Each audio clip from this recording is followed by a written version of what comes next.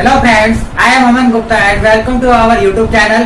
तो आज के हमारे इस वीडियो में हम आइसोमॉर्फिज्म के बारे में पढ़ने जा रहे हैं। तो आज हम इसकी कुछ डिफाइन देखेंगे और साथ ही हम कुछ न्यूमेरिकल क्वेश्चंस भी सॉल्व करेंगे। तो वीडियो को शुरू करने से पहले अगर आप हमारे चैनल पे नए हैं तो हमारे समर्थ लर्निंग हब के चैनल को सब्सक्राइब करें और बेल आइकन को दबाना ना भूलें, जिससे आपको आने वाली वीडियो की नोटिफिकेशन मिलती रहे। तो चलिए शुरू करते हैं।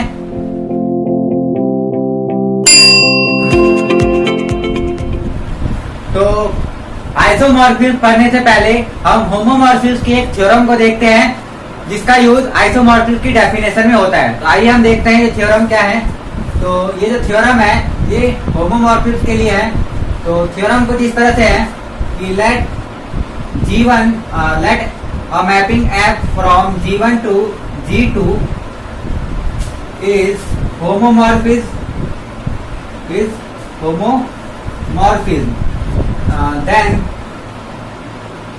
then f is mapping is 1 1, ठीक है, या फिर injective f is 1 1 if and only if the kernel of f is equal to E1, ठीक है, where this E1 is the identity element of G1, ठीक है। तो इसका मतलब क्या हुआ कि यहाँ पर हम एक मैपिंग ले रहे हैं फ्रॉम G1 to G2, ठीक है। G1 और G2 दो ग्रुप है और उसमें हमने एक मैपिंग लिया और वो मैपिंग कैसा है, एक होमोमॉर्फिज्म मैपिंग है, ठीक है। तो वो जो मैपिंग है f वो 1 1 होगा और कब होगा, if and only if the kernel of f is equal to E1, यानी कि जो कर्नल ऑफ f के अंदर जो एलिमेंट है वो क्या आ जाए, वो आ जाए G1 का आइडेंटिटी एलिमेंट, यानी कि सिर्फ और सिर्फ एक एलिमेंट उसके अंदर आए, ठीक है। और ये आपने पढ़ रखा है कि जो कर्नल ऑफ f होता है वो क्या होता है, वो एक G1 का सबसेट होता है और उसके अंदर जो एलिमेंट आते हैं वो एलिमेंट आते हैं G1 के, जो कि G2 के आइडेंटिटी एलिमेंट पे जाके मैप हो रहे होते हैं, ठीक है। तो अगर कर्नल ऑफ f में सिर्फ E1 आ रहा है, इसका मतलब क्या हुआ कि G1 में सिर्फ एक ऐसा एलिमेंट है आइडेंटिटी एलिमेंट जो कि G2 के आइडेंटिटी एलिमेंट पे मैप कर रहा है और इसके अलावा और कोई एलिमेंट नहीं है जो G2 के आइडेंटिटी एलिमेंट पे जाके मैप कर रहा हो, ठीक है। क्योंकि कर्नल ऑफ f का यही मतलब होता है, ठीक है। तो उस केस में हम बोलेंगे कि जो f है वो क्या हो जाएगा, 1 1 हो जाएगा, यानी कि G1 के जितने भी एलिमेंट्स हैं वो सारे जो मैप करेंगे G2 के किसी एक यूनिक एलिमेंट पे करेंगे, यानी कि हर एक एलिमेंट का जो इमेज है वो यूनिक हो जाएगा, यानी कि किसी भी दो एलिमेंट का एक सेम इमेज यहाँ पर नहीं होगा। तो इसको हम बोलेंगे f is 1 1, ठीक है। तो ये कंडीशन होती है कि अगर किसी भी होमोमॉर्फिज्म मैपिंग में उसका कर्नल ऑफ f क्या आ जाए, आइडेंटिटी एलिमेंट आ जाए, तो हम आप डायरेक्ट बोल सकते हैं कि वो जो होमोमॉर्फिज्म है वो क्या होगा, एक 1 1 होमोमॉर्फिज्म होगा, यानी 1 1 मैपिंग होगा, ठीक है। तो और इसके साथ ही आपने ऑन टू मैपिंग के बारे में भी पढ़ रखा है कि अगर किसी भी होमोमॉर्फिज्म में द इमेज ऑफ f जो है वो किसके इक्वल आ जाए, G2 के इक्वल आ जाए, यानी कि जो इमेज ऑफ f के अंदर जो एलिमेंट है वो G2 के सारे एलिमेंट अगर आ जाते हैं तो हम क्या बोलते हैं इस केस में कि जो होमोमॉर्फिज्म है या जो मैपिंग है वो क्या हो जाता है, एक ऑन टू मैपिंग हो जाता है, यानी कि सर्जेक्टिव हो जाता है,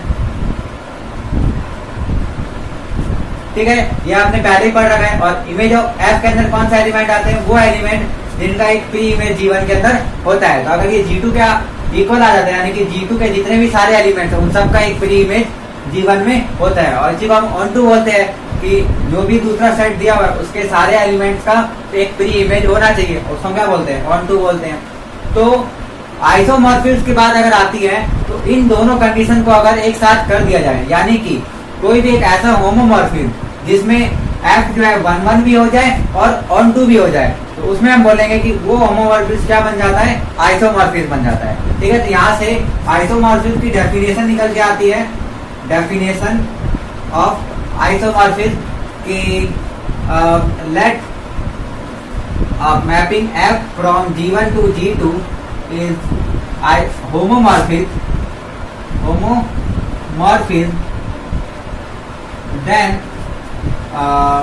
then f is called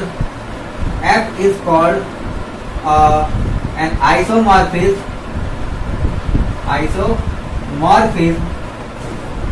if and only if F is 1 1 and on 2, ठीक है। यानी कि किसी भी होमोमॉर्फिज्म में अगर जो मैपिंग है वो 1 1 भी हो जाए और ऑन 2 भी हो जाए तो हम उसको क्या बोलेंगे कि वो एक आइसोमॉर्फिज्म, यानी कि वो ग्रुप आइसोमॉर्फिज्म है या फिर सिंपल आइसोमॉर्फिज्म है, ठीक है। और यहाँ पर हम इसको इस तरह से लिख सकते हैं कि G1 is isomorphic, G1 is isomorphic to G2, ठीक है। यानी कि जो G1 ग्रुप है वो G2 पे क्या हो रहा है, आइसोमॉर्फिक हो रहा है, यानी कि आइसोमॉर्फिक मैपिंग बना रहा है। या फिर यहाँ पे इसको और भी लिख सकते हैं, और G1 and G2 are isomorphic,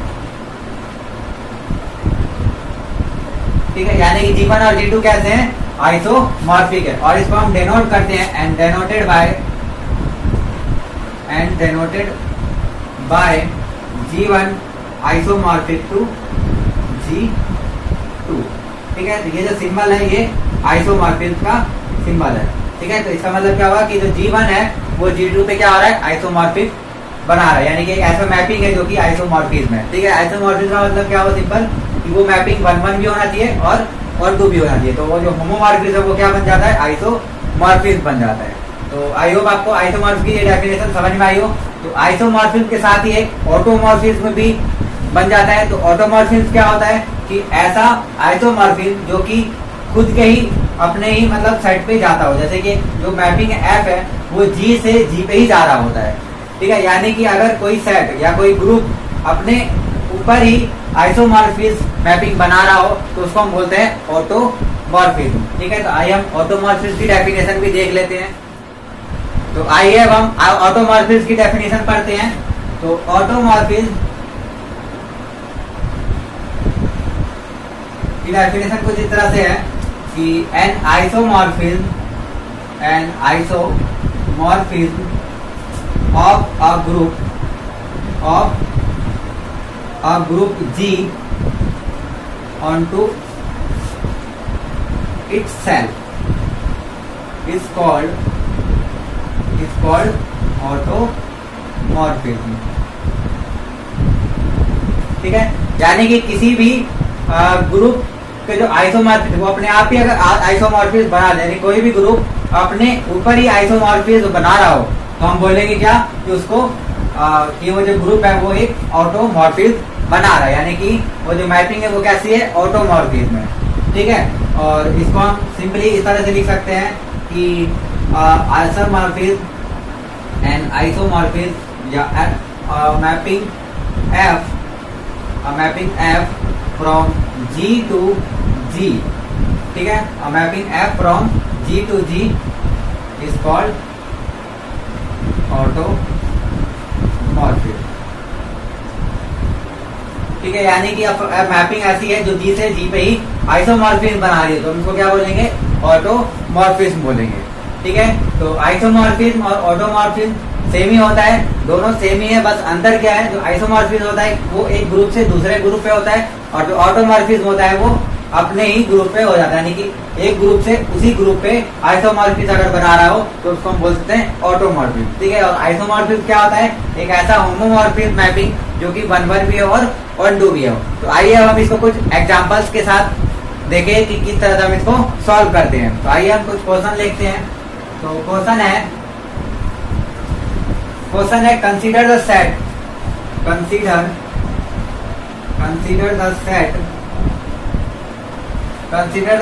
G is equal to और 2x2 मैट्रिक्स, और इसकी जो आइडेंटिटी है, जो एलिमेंट्स है इसके वो है A B माइनस B और A, ठीक है। And such that AB belongs to R, यानी कि रियल नंबर, ठीक है। तो यहाँ पे हमने एक सेट लिया है जो कि 2x2 मैट्रिक्स का है और जो मैट्रिक्स है कुछ इस तरह का है कि जो यहाँ डायगोनल एलिमेंट्स है इसके वो इक्वल है और इस तरह का एलिमेंट जो है एक यहाँ पे जो एलिमेंट है वही सेम है, बस उसका साइन क्या है, अपोजिट है, यानी कि नेगेटिव साइन के साथ है वो। और then G is a group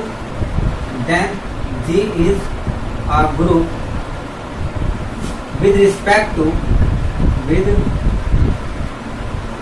respect to matrix addition, matrix addition, ठीक है। यानी कि ये जो सेट है, अगर हम इसको मैट्रिक्स एडिशन के साथ एक अलजेब्रिक स्ट्रक्चर बनाए तो अलजेब्रिक स्ट्रक्चर क्या बनेगा, एक ग्रुप बन जाएगा, ठीक है। आप चेक कर सकते हैं कि ग्रुप की सारी प्रॉपर्टीज को सेटिस्फाई करेगा। और यहाँ पे जो आइडेंटिटी एलिमेंट है वो क्या हो जाएगा, 0 0 0 0, यानी कि ऑल एलिमेंट्स क्या हो जाएंगे, यहाँ पे 0 हो जाएंगे, ठीक है। तो वो उसका क्या होगा, आइडेंटिटी एलिमेंट। तो आप देख सकते हैं इसमें अगर हम 0 0 0 0 ऐड करें तो उसमें कोई फर्क नहीं पड़ेगा, यानी कि यही सेम आ जाएगा। तो इसका जो आइडेंटिटी एलिमेंट है वो क्या है, 0 0 0 एंड 0, ठीक है। और ये जो मैट्रिक्स है ये किस बाइनरी ऑपरेशन पे है, मैट्रिक्स एडिशन पे है, ठीक है।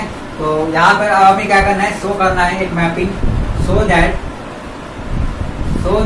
Mapping f from G to C, यानी कि कॉम्प्लेक्स नंबर, जिसे हमें कहाँ पे ले जाना है, कॉम्प्लेक्स नंबर के सेट पे या फिर कॉम्प्लेक्स नंबर के ग्रुप पे हमें एक मैपिंग लेनी है। और ये जो कॉम्प्लेक्स नंबर का ग्रुप है ये भी प्लस के एडिशन में ही हम ले रहे हैं, यानी कि जो इसमें बाइनरी ऑपरेशन है वो भी हम प्लस ही ले रहे हैं, ठीक है। तो mapping from G to C such that f of a b minus b and a is equal to a plus I b, ठीक है, is an isomorphism,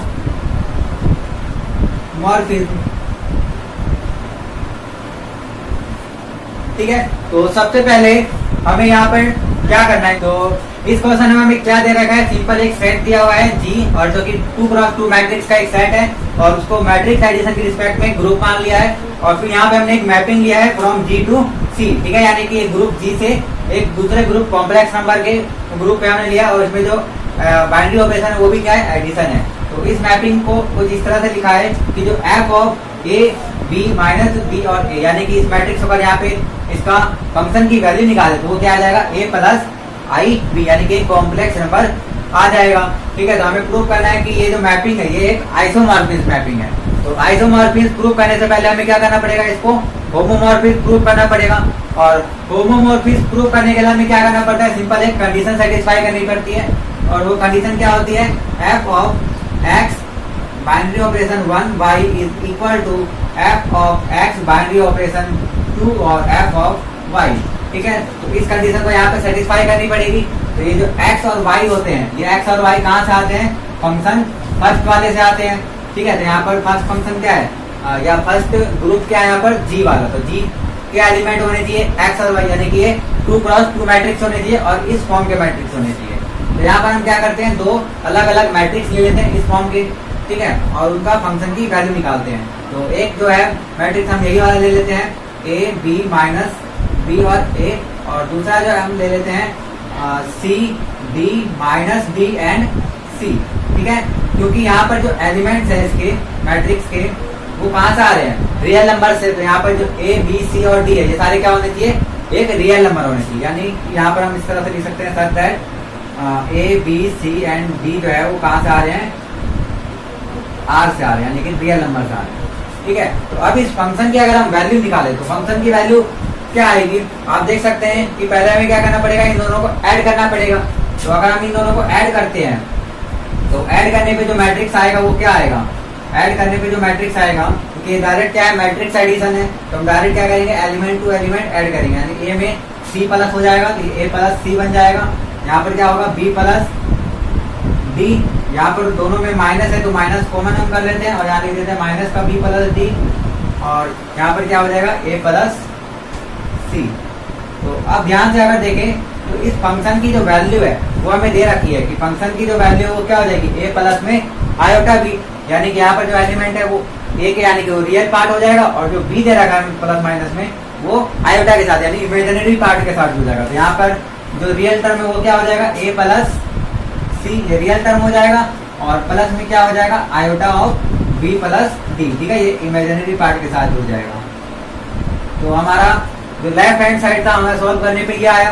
तो अब देखते हैं कि क्या राइट हैंड साइड को भी सॉल्व करने पर यही आता है कि नहीं आता है। तो आइए हम देखते हैं कि जो सेकंड पार्ट यानी कि RHS है वो भी इसके इक्वल आ रहा है या नहीं आ रहा है। तो यहाँ पे सिंपल हमें क्या करना है, इन दोनों की अलग अलग फंक्शन की वैल्यू निकालनी है और फिर बाइनरी ऑपरेशन लगाना है सेकंड का। तो बाइनरी ऑपरेशन सेकंड का क्या है, वो भी एक एडिशन ही है, ठीक है। तो यहाँ पे हम पहले क्या करना पड़ेगा, हमें एफ ऑफ एक्स निकालना पड़ेगा, और एक्स क्या है यहाँ पे हमारा ये वाला टर्म, यानी कि ए बी माइनस बी और ए। तो यहाँ पर हम लिख सकते हैं A B minus B and A, और इसको फिर ऐड करना है function of second binary of second element, और सेकेंड एलिमेंट हमारा क्या है C D minus D on C, ठीक है। अगर इसको हम सॉल्व करें तो क्या आएगा, पहले हमें फंक्शन की वैल्यू निकालनी पड़ेगी।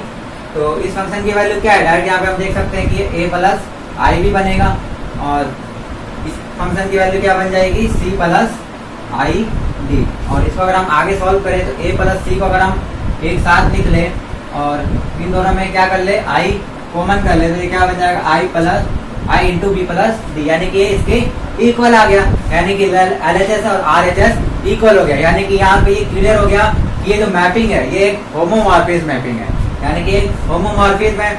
अब होमोमॉर्फिज्म तो प्रूव हो गया, अब हमें आइसोमॉर्फिज्म प्रूव करने के लिए क्या दिखाना पड़ेगा, ये जो मैपिंग है ये ऑन टू भी है और 1-1 भी है। तो 1-1 करने के लिए हमें क्या दिखाना पड़ेगा, जो कर्नल ऑफ एफ है वो क्या होना चाहिए, आइडेंटिटी एलिमेंट होना चाहिए जी का, यानी कि फर्स्ट एलिमेंट का, ठीक है, फर्स्ट ग्रुप का। तो कर्नल ऑफ एफ में कैसे एलिमेंट आते हैं, जी के एलिमेंट आते हैं, और जी के एलिमेंट किस तरह के हैं ए बी माइनस बी और ए।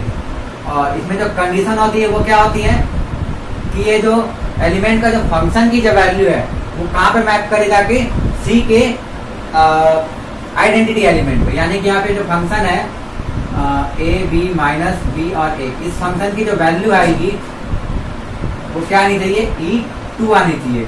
और E2 क्या आता है,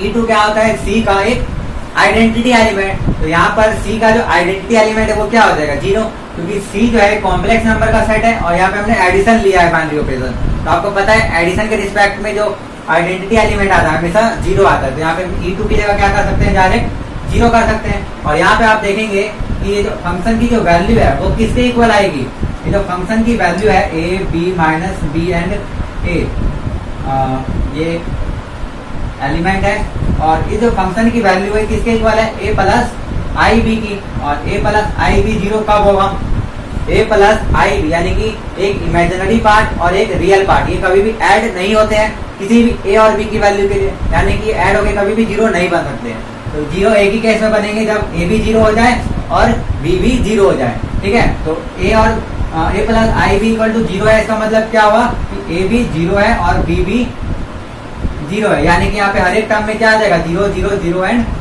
0, यानी कि ये क्या बन जाएगा एक आइडेंटिटी एलिमेंट बन जाएगा किसका जी का, क्योंकि हमने देखा था जी का आइडेंटिटी एलिमेंट क्या होता है 0 0 0 एंड 0। तो ये किसके इक्वल आ जाएगा, ये इक्वल आ जाएगा 0 0 0 एंड 0 के, ठीक है। यानी कि E2 के इक्वल E1 के इक्वल आ जाएगा, यानी कि जी के आइडेंटिटी एलिमेंट के इक्वल आ जाएगा।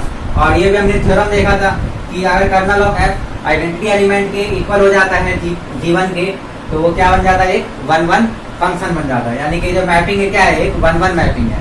अब देखते हैं क्या है ऑन टू भी है, तो ऑन टू के लिए हमें क्या निकालना पड़ेगा, हमें इमेज ऑफ एफ निकालना पड़ेगा। तो इमेज ऑफ एफ में कौन सा एलिमेंट आते हैं, वो एलिमेंट सी के वो एलिमेंट जिनका एक प्री इमेज होता है जी के अंदर। तो यहाँ से आप देख सकते हैं कि जो complex number a plus I b है ये कॉम्प्लेक्स नंबर का ये जनरल फॉर्म है, यानी कि यहाँ पे हम कोई भी मैट्रिक्स ले ले तो वो क्या बनेगा एक कॉम्प्लेक्स नंबर ही बन जाएगा। और यहाँ पर अगर हम कोई भी कॉम्प्लेक्स नंबर लेते हैं, क्योंकि ये जो ए प्लस आई बी है कॉम्प्लेक्स नंबर का ही स्टैंडर्ड फॉर्म लिखा हुआ है ना, यानी यहाँ पे ए और बी की जगह अगर आप कोई भी रियल नंबर रखते हैं तो ये एक कॉम्प्लेक्स नंबर बन जाता है। तो जितने भी कॉम्प्लेक्स नंबर है यहाँ पर वो बन जाएंगे, और उन कॉम्प्लेक्स नंबर से एक प्री इमेज बन जाएगा जो कि जी के अंदर आएगा हर केस में, क्योंकि ए और बी कहाँ से आ रहे हैं रियल नंबर से ही आते हैं। और यहाँ पर भी हमें ए और बी का रखना होता है, रियल नंबर रखना होता है, यानी हर एलिमेंट का यहाँ पे हम आपको एक प्री इमेज मिल जाएगा। तो जो इमेज ऑफ एफ है वो किसके इक्वल आ जाएगा, वो पूरा और पूरा कॉम्प्लेक्स नंबर के इक्वल आ जाएगा। तो इससे क्या इम्प्लाइज हुआ कि एफ जो है वो एक ऑन टू फंक्शन भी हो जाएगा। तो क्योंकि एफ जो है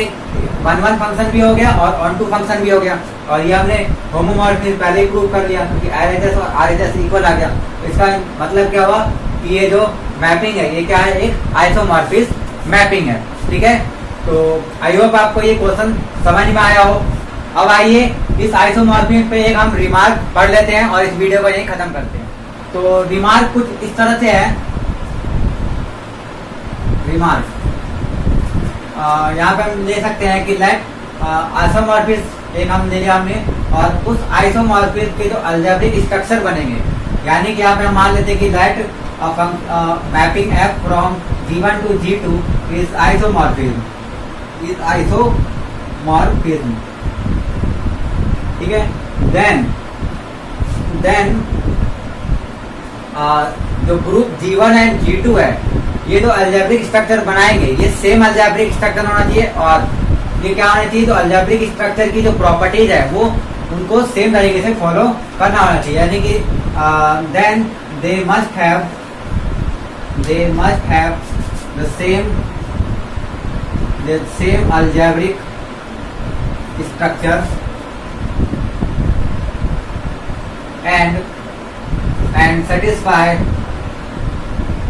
and satisfy the same properties of algebraic structure, ठीक है।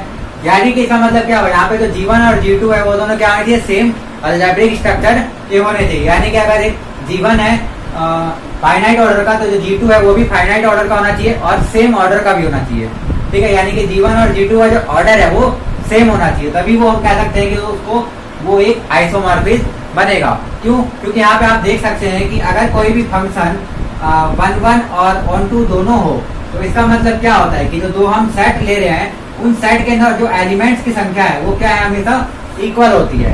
क्यों? क्योंकि ये 1 भी है और ऑन टू भी है, तो इसका मतलब क्या हुआ, हर एलिमेंट एक एलिमेंट पे जा रहा है, यूनिक एलिमेंट पे, और हर एलिमेंट का इसके हर एलिमेंट का एक प्री इमेज इसके अंदर हमें मिल रहा है, यानी कि यहाँ पर जितने भी एलिमेंट्स है उतने ही एलिमेंट यहाँ पर भी है, तभी हम बोलेंगे इसको कि एक 1 और ऑन टू फंक्शन होता है। तो 1 और ऑन टू होता है तो आइसोमॉर्फिज्म होता है, ठीक है। तो इसका मतलब अगर कोई भी आइसोमॉर्फिज्म स्ट्रक्चर बन रहा है तो वहाँ पर जो दो ग्रुप हम लेंगे वो दोनों क्या होने चाहिए, सेम अलजेब्रिक स्ट्रक्चर के होने चाहिए और सेम ऑर्डर के होने चाहिए। ऑर्डर का मतलब उनके अंदर जो एलिमेंट्स के नंबर्स है वो सेम होने चाहिए, ठीक है।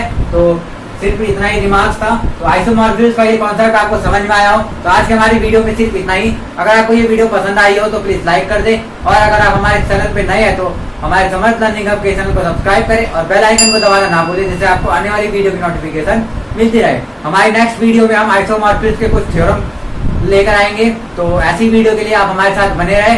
आज के लिए सिर्फ इतना ही। Thank you very much for watching this video.